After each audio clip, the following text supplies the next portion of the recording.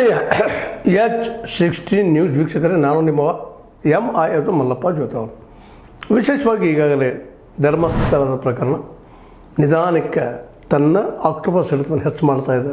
ಅದರಲ್ಲೂ ಈ ಆಂತರಿಕ ಭದ್ರತಾ ವಿಭಾಗದ ಪೊಲೀಸ್ ಮಹಾನಿರ್ದೇಶಕ ಪ್ರಣವ್ ಮೊಹಂತಿ ಅವರು ಖುದ್ದು ಹಾಜರಿದ್ದು ಕಳೆದ 2 ದಿನಗಳಿಂದ ಎನ್ಕ್ವೈರಿ ಮಾಡ್ತಾಯಿದ್ದಾರೆ. ಅವನನ್ನು ಪ್ರಶ್ನಿಸ್ತಾ ಇದ್ದಾರೆ. ಪ್ರೀತಿಯಿಂದ, ವಿಶ್ವಾಸದಿಂದ, ಕಾನ್ಫಿಡೆನ್ಸ್ನಿಂದ. ಅದಕ್ಕೂ ಅವರು ಅಷ್ಟೇ ಪ್ರಮಾಣದಲ್ಲಿ ಉತ್ತರನೂ ಕೊಡ್ತಾ ಇದ್ದಾರೆ ಅಂತ ವಾರ್ತೆಗಳಿದ್ದಾವೆ. ವಿಶೇಷವಾಗಿ ಇಲ್ಲಿವರೆಗೆ ಯಾವುದು ಹೊರಗೆ ಬಂದಿಲ್ಲ, ಏನು ಕೇಳಿದರೂ ಏನಿಲ್ಲ, ನಾವೆಲ್ಲ ಗ್ಯಾಸ್ ಮಾಡುವಂಥ ಇರ್ಬೋದು ಅಂತೇಳಿ. ಆದರೆ ಇವತ್ತಿನಿಂದ ಅದರ ಮುಂದುವರಿಕೆಯಾಗಿ ಸ್ಪಾಟ್ ಎಲ್ಲಾಗ್ಯದ. ಅದಕ್ಕಾಗಿ ಅರಣ್ಯ ಇಲಾಖೆ, ಕಂದಾಯ ಇಲಾಖೆ, ಸಂಬಂಧಿಸಿದ ಅಧಿಕಾರಿಗಳು ಎಲ್ಲರನ್ನೂ ಇವತ್ತು ಕರೆಸ್ತಾ ಇದ್ದಾರೆ ಬೆಳ್ತಂಗಡಿಗೆ ಮತ್ತು ಧರ್ಮಸ್ಥಳದಲ್ಲಿ.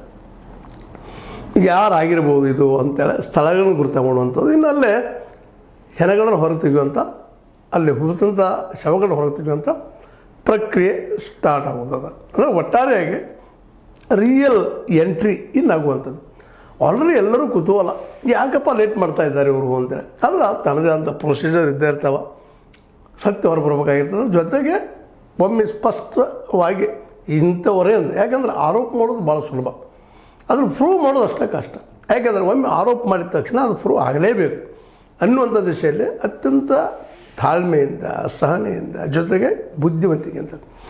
ಅದರಲ್ಲೂ ಒಬ್ಬ ವ್ಯಕ್ತಿ ಸಾಕ್ಷಿದಾರ ಅಥವಾ ದೂರದಾರ ಈಗಾಗಲೇ ಕೋರ್ಟ್ ಮೂಲಕ ಬಂದಿದ್ದರಿಂದಾಗಿ ಇನ್ನೂ ಎಚ್ಚರಿಕೆಯಿಂದ ಎನ್ಕ್ವೈರಿ ಮಾಡಬೇಕಾಗಿದೆ ಅವರನ್ನು. ಯಾರೋ ವ್ಯಕ್ತಿ ಸಾಕ್ಷಿ ಹೇಳ್ತೀನಿ, ದೂರ ಹೇಳ್ತೀನಿ ಇದ್ದರೆ ಅದು ಏನಾಗ್ತಿದ್ದೋ ಗೊತ್ತಿಲ್ಲ, ಆಲ್ರೆಡಿ ಮುಚ್ಚಿ ಹೋಗ್ತಿತ್ತು.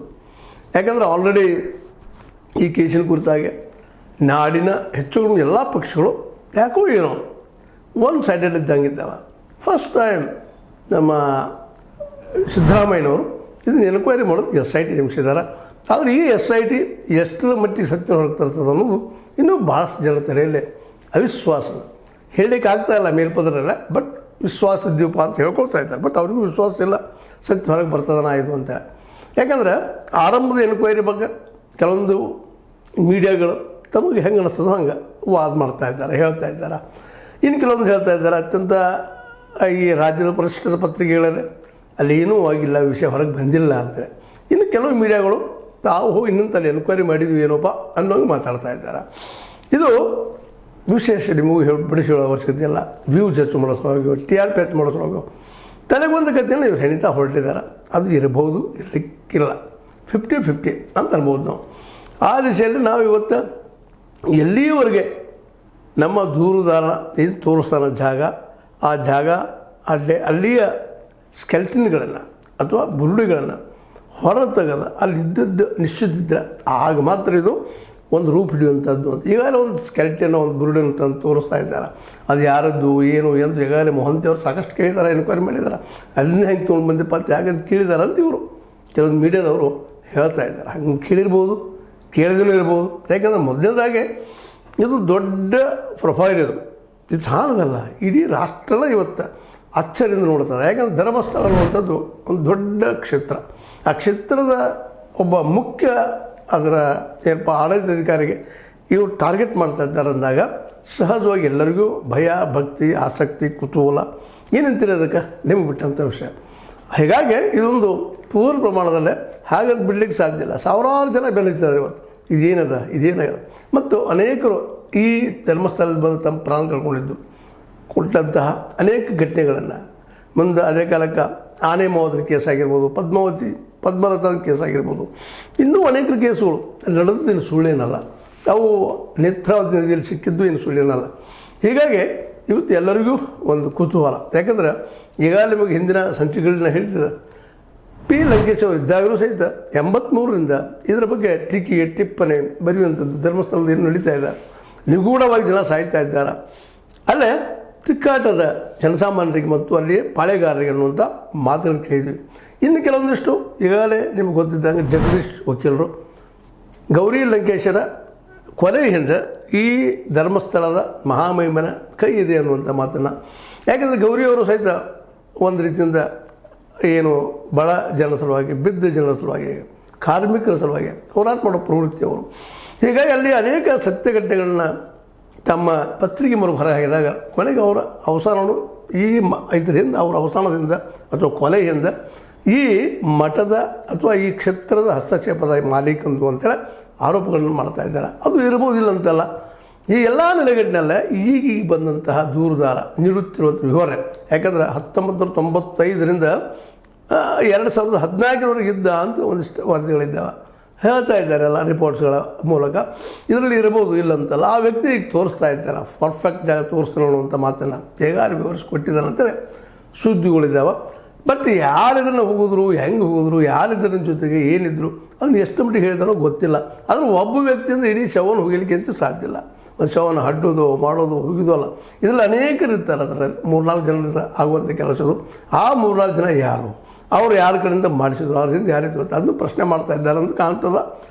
ಮಾಡಿದರೆ ಹೇಳೋ ಗೊತ್ತಿಲ್ಲ. ಮತ್ತು ಎನ್ಕ್ವೈರಿ ಇರ್ತದೆ ಪೊಲೀಸ್ ಎನ್ಕ್ವೈರಿ ಒಳಗೆ. ಹಾಗಾದ್ರೆ ಈ ಬೂಡಿ ಯಾರದಪ್ಪ, ನೀ ಎಲ್ಲಿ ಬಂದು ನೀ ಯಾವುದೋ ಊರಿಗೆ ತಂದಿರ್ಬೋದು ಅಂತ ಪ್ರಶ್ನೆನೂ ಮಾಡ್ತಿರ್ಬೋದಿಲ್ಲ ಅಂತಲ್ಲ. ಅದಕ್ಕೆಲ್ಲ ಅವನು ಸಮರ್ಪಕವಾಗಿ ತಯಾರಾಗಿ ಬಂದಿದ್ದಾನಂತ ಅನ್ನಿಸ್ತದೆ. ಯಾಕೆಂದರೆ ಆ ಒಂದು ಸುಪ್ರೀಂ ಕೋರ್ಟ್ನ ಧನಂಜಯರಂಥ ವಕೀಲರನ್ನು, ಇನ್ನೂ ಅನೇಕ ಗೋಪಾಲ ಏನಪ್ಪ ಅಂತಂದ್ರೆ ನಮ್ಮ ಜಡ್ಜ್ ಅವರನ್ನು ಅನೇಕ ಜನರ ಕರ್ಕೊಂಬಂದು ಮಾತಾಡ್ತಾ ಇದ್ದಾರೆ. ಜಗದೀಶ್ ಅನ್ನುವಂಥವರು ಇನ್ನೊಂದು ನಿರಂತರವಾಗಿ ಈ ಒಂದು ವಿಷಯದಲ್ಲಿ ಸೌಜನ್ಯಾಳ ಕೇಸ್ ಹಿಡ್ಕೊಂಡು ಇವತ್ತಿನವರೆಗೆ ಪೂರ್ತಿಯಾಗಿ ಧರ್ಮಸ್ಥಳದ ಅಲ್ಲಿ ನಡೀತಿರುವಂತಹ ಅನ್ಯಾಯಗಳ ಬಗ್ಗೆ ಸದಾ ಪ್ರತಿಭಟನೆ ಮಾಡ್ತಾ, ಹೋರಾಟ ಮಾಡ್ತಾ, ಸುಪ್ರೀಂ ಕೋರ್ಟ್ಗೆ ಹೋಗ್ತಾ, ಹೈಕೋರ್ಟ್ಗೆ ಹೋಗ್ತಾ, ಅಲ್ಲಿ ಸ್ವತಃ ಫಂಕ್ಷನ್ ಮಾಡಿ ವಿರೋಧ ಮಾಡ್ತಾ ಇರುವಂಥ ತಿಮ್ಮರೊಡ್ಡಿ ಆಗಿರ್ಬೋದು, ಜೊತೆಗೆ ರವಿ ಪ್ರಸನ್ನ ಅವರಾಗಿರ್ಬೋದು, ಅದರೊಂದಿಗೆ ನಮ್ಮ ಮಟ್ಟನವರಾಗಿರ್ಬೋದು, ಇನ್ನೂ ಅನೇಕರು ಅಲ್ಲಿದ್ದಾರೆ. ಅವರಂತೂ ಇವತ್ತು ಇನ್ನೂ ಜೋರಾಗಿ ಅದನ್ನು ಅಟ್ಯಾಕ್ ಮಾಡಲಿ ಆಗಲಿ, ಹೊರಗೆ ಬರಲಿ ಸತ್ಯ ಅಂತ. ಆದಷ್ಟು ಶೀಘ್ರ ಆ ಶವಗಳನ್ನು ಹೊರಗೆ ತೆಗೆದು ಪರೀಕ್ಷೆ ಆಗಲಿ. ಯಾಕಂದರೆ FSL ರಿಪೋರ್ಟ್ ಆಗಿರ್ಬೋದು, ಮತ್ತೊಂದಾಗಿರ್ಬೋದು, ಅಟ್ಲೀಸ್ಟ್ ಆ ವ್ಯಕ್ತಿ ಹೇಳಿದ ಸತ್ಯರ ಹೇಳ್ತೀವಿ ಇಲ್ಲೋ ಅನ್ನುವಂಥ. ಯಾಕಂದರೆ ಎಲ್ಲಿ ತೋರಿಸ್ತಾರೆ ಅಲ್ಲಿ ಹಣ ಇರಲೇಬೇಕಾಗ್ತದೆ ಇದೆ ಅನ್ನುವಂಥದ್ದು. ಇಲ್ಲ ಅಂದರೆ ಅವನ ಮೇಲೆ ಆರೋಪ ಆಗ್ತದೆ. 7 ವರ್ಷಗಳವರೆಗೆ ಶಿಕ್ಷೆ ಆಗೋ ಸಾಧ್ಯತೆಗಳಿದ್ದಾವೆ. ಹೀಗಾಗಿ ಅವನಾದರೂ ಅವನಿಗೂ ಇದು ಪೂರ್ತಿ ಮಾಹಿತಿ ಅದ. ಯಾಕಂದ್ರೆ ಸುಪ್ರೀಂ ಕೋರ್ಟ್ ವಕೀಲರ ಮೂಲಕ ಈಗ ಬಂದಂಥವ್ರು ಅವರು. ಹೀಗಾಗಿ ಆ ದೂರುದಾರನ ಬಗ್ಗೆ ಏನಪ್ಪ ಅಂದ್ರೆ ನಾವು ಎಚ್ಚರಿಕೆ ಅನ್ನೋಕ್ಕಿಂತ ಅವರು ಎಚ್ಚರಿಕೆ ಆಗಿದ್ದಾರೆ. ಆದಷ್ಟು ಪೊಲೀಸರ ಕೈಯಲ್ಲಿ ಅವ್ರನ್ನ ಕೊಡ್ಲಿಕ್ಕೆ ಹೋಗ್ತಾ ಇಲ್ಲ. ಯಾಕಂದ್ರೆ ಪೊಲೀಸರ ಮೇಲೆ ಇಲ್ಲಿ ಭರವಸೆ ಉಳಿದಿಲ್ಲ. ಇಷ್ಟರೊಳಗೆ ನಿಜವಾಗಿಯೂ ನಮ್ಮ ಪೊಲೀಸ್ ವ್ಯವಸ್ಥೆ ಕರೆಕ್ಟ್ ಇತ್ತಪ್ಪ ಅಂತಂದ್ರೆ, ನೊಂದವರ ಪರ ಅನ್ಯಾಯಕ್ಕೊಳಗಾದವ್ರ ಪರ ಇದ್ದಿತ್ತಂದ್ರೆ, ಇಷ್ಟರೊಳಗೆ ಸೌಜನ್ಯ ಕೇಸ್ನಲ್ಲೇ ಸತ್ಯಗಳು ಹೊರಗೆ ಹಾಕಿ ಅವ್ರನ್ನ ಯಾರು ಮಾಡಿದ್ರೆ ಹಿಡಿಬೋದಿತ್ತೇನೋ. ಇಲ್ಲಿವರೆಗೆ ಹಿಡಿದಿಲ್ಲ. ಇದರರ್ಥ ಪೊಲೀಸ್ ವ್ಯವಸ್ಥೆ ಮೇಲೆ ಸಹಿತ ಸಂಶಯ ಅದ. ಹೀಗಾಗಿ SIT ಸಹಿತ ಕರ್ನಾಟಕದ್ದು ಪೊಲೀಸ್ ವ್ಯವಸ್ಥೆ ಅದ. ಈ ನೆಲೆಗಟ್ಟಿನಲ್ಲೇ ಇವ್ರ ಮೇಲೂ ಅವ್ರಿಗೆ ವಿಶ್ವಾಸ ಇಲ್ಲ. ಏನೋ ಆಗಲಿ ನೋಡೋರು. ಈಗ ಆರೋಪಂತಿ ಒಂದು ಮಾಡಿದಂಥ ವ್ಯಕ್ತಿಗೆ ಇನ್ನು ಅದು ತೋರಿಸುವಂಥ ಜವಾಬ್ದಾರಿ ಅವ್ರಿಗಿದೆ, ಪ್ರೂವ್ ಮಾಡುವಂಥ ಜವಾಬ್ದಾರಿ ಅವ್ರಿಗಿದೆ. ಅದನ್ನು ಮಾಡ್ತಿರೋ ಅನ್ನೋ ವಿಶ್ವಾಸ ಈ ಕೋರ್ಟ್ ನ್ಯಾಯಾಧೀಶರಿಗೂ ಅದ, ಅದ್ರ ಜೊತೆಗೆ ನಮ್ಮ ವಕೀಲರಿಗೂ ಅದ. ಈಗಾಗಲೇ ಇಲ್ಲೇ ಅನೇಕ ಅಂತಾರಾಷ್ಟ್ರೀಯ ಮಟ್ಟದ ಈ ಒಂದು ಮೀಡಿಯಾಗಳು ಸಹಿತಲ್ಲಿ ಈಗ ಗುಪ್ತವಾಗಿ ತಮ್ಮ ಕೆಲಸ ನೋಡ್ತಾ ಇದ್ದಾರೆ. ಎಲ್ಲರ ಕಣ್ಣಲ್ಲಿರೋದ್ರಿಂದ ಅಷ್ಟು ಸುಲಭವಾಗಿ ಆ ಶವಗಳನ್ನು ಕಿತ್ತಾಗೋದಾಗಲಿ ಮತ್ತೇನಾಗಲಿ ಮಾಡೋದು ಸುಲಭದ ಕೆಲಸ ಅಲ್ಲ ಅನ್ನೋದು ಈಗಾಗಲೇ ಸ್ಪಷ್ಟ ಇರುವಂಥ ವಿಷಯ. ಯಾಕಂದರೆ ಈಗ ಭಾಳ ದೀರ್ಘಕ್ಕೆ ಬಂದದ್ದು ಇದು. ಇಲ್ಲೇ ಡೂ ಆರ್ ಡೈ, ಏನೋ ಒಂದು ಆಗಲೇಬೇಕು ನಿರ್ಧಾರ ಅನ್ನೋ ಸ್ಥಿತಿಯಲ್ಲೇ ಅಲ್ಲಿಯ ಈ ಧರ್ಮಸ್ಥಳದ ಏನು ಈ ಎನ್ಕ್ವೈರಿ ನಡೀತಾ ಇದೆ SIT ಅವ್ರದ್ದು ಪರೀಕ್ಷೆ ಆಗುವಂಥದ್ದು, ದೂರದಾರಂದು ಪರೀಕ್ಷೆ ಆಗುವಂಥದ್ದು. ಇದ್ರ ಹಿಂದಿದ್ದಂಥ ಅಧರ್ಮೀಯರು ಯಾರವರು ಅಧರ್ಮೀಯರು ನಿಜವಾಗಿಯೂ ಅನ್ನೂ ಸಹಿತ ಹೊರಬರುವ ಎಲ್ಲ ಸಾಧ್ಯತೆಗಳಿದ್ದಾವೆ. ಈಗಂತೆ ಒಂದೇ ಆ ಕುಟುಂಬದ ಮೇಲೆ ನಮ್ಮದು ಎಲ್ಲರ ಸಂಶಯ ಅದ. ಬಟ್ ಅದು ಸುಳ್ಳಾಗಲಿ ಅನ್ನೋದು ಸಹಿತ ಅದೇ ಕಾರಣ ನಾವು ಬಯಸಬೇಕಾಗ್ತದೆ.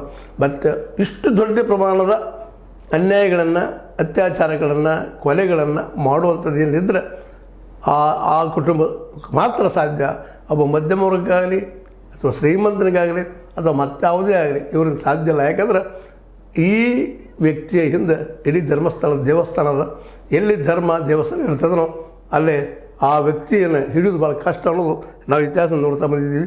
ಆ ದಿಶೆಯಲ್ಲೇ ಈ ಹುಡುಕಾಟ ನಡೆಸಿರುವಂಥ, ಶೋಧನೆ ನಡೆಸಿರುವಂಥ SIT ನಿಧಾನಕ್ಕೆ ಯಾರವರು ಅನ್ನೋ ಸ್ವಲ್ಪ ಹೋಗ್ತಾ ಇದೆ. ಮತ್ತು ಈಗಾಗಲೇ ಅವ್ರಿಗೆ ಕನ್ವಿನ್ಸ್ ಆಗ್ಯದ. ಈ ಪ್ರಣವ್ ಮೊಹಂತಿ ಅವರಿಗಾಗಿರ್ಬೋದು ಅಥವಾ ಇನ್ನುಳಿದವ್ರಿಗಾಗಿರ್ಬೋದು ಯಾರು ಎನ್ಕ್ವೈರಿ ಮಾಡ್ತಾ ಇದ್ದಾರೆ ಅವ್ರು ಯಾರು ಅನ್ನೋದು ಪಕ್ಕ ಆಗಿದೆ. ಈಗ ಇನ್ನು ಅದಕ್ಕೆ ಸಾಕ್ಷಿಗಳು ಹುಡುಕ್ತಾ ಇದ್ದಾರೆ ಅಂತ ಅನ್ನಿಸ್ತದೆ. ಮೋಸ್ಟ್ಲಿ ಹುಡುಕ್ತಾರೆ. ಯಾಕಂದ್ರೆ ಸಾಕ್ಷಿದಾರ ಹೋಯ್ತಾನೆ, ದೂರದಾರ ಹೋಯ್ತಾನೆ, ತೋರಿಸ್ತಾನೆ, ಪ್ರೂವ್ ಮಾಡ್ತಾನೆ. ಆಗ ಇನ್ನೊಂದು ವಾರದಲ್ಲಿ ವಾರ ಆಗ್ಬೋದು, ಒಂದು 2-3 ದಿನವೂ ಆಗ್ಬೋದು. ಇವತ್ತೂ ಆದರೂ ಹೇಳಲಿಕ್ಕೆ ಸಾಧ್ಯ ಇಲ್ಲ ಫಿಕ್ಸ್. ಆದರೆ ಪೊಲೀಸ್ ವ್ಯವಸ್ಥೆಗೆ SITಗೆ ಮಾತ್ರ ಅವನಾರು ಅಪರಾಧಿಗಳು ಈಗಾಗಲೇ ಫಿಕ್ಸ್ ಆಗಿ ಅಂತ ಅನ್ನಿಸ್ತಾ ಇದೆ. ನೋಡು ನಾವು ನೀವು ಅಂತ ಹೇಳ್ತಾ ಇದು ಇವತ್ತಿನ ಬೆಳವಣಿಗೆ ಬೆಳೆಯುತ್ತಿರುವಂಥ ವಿಷಯ, ಧರ್ಮಸ್ಥಳದ ಈ ಒಂದು ಹತ್ಯಾಕಾಂಡ ಅಂತ ಹೇಳ್ತಾ ನನ್ನ ಅನಿಸಿಕೆ ಮತ್ತೆ ಮಾತಾಡಿದ್ದೀನಿ. ನಿಮಗೆ ಲೈಕ್ ಮಾಡಿ ಶೇರ್ ಮಾಡಿ ಕಮೆಂಟ್ ಮಾಡಿ, ಜೊತೆಗೆ ಸಬ್ಸ್ಕ್ರೈಬ್ ಆಗೋದು ನಿಲ್ಲಿಸ್ಬಾರ್ದು. H60 ನ್ಯೂಸ್ ಅರ್ಥ ಸತ್ಯಕಾಗಲಿ ವಂದನೆಗಳು.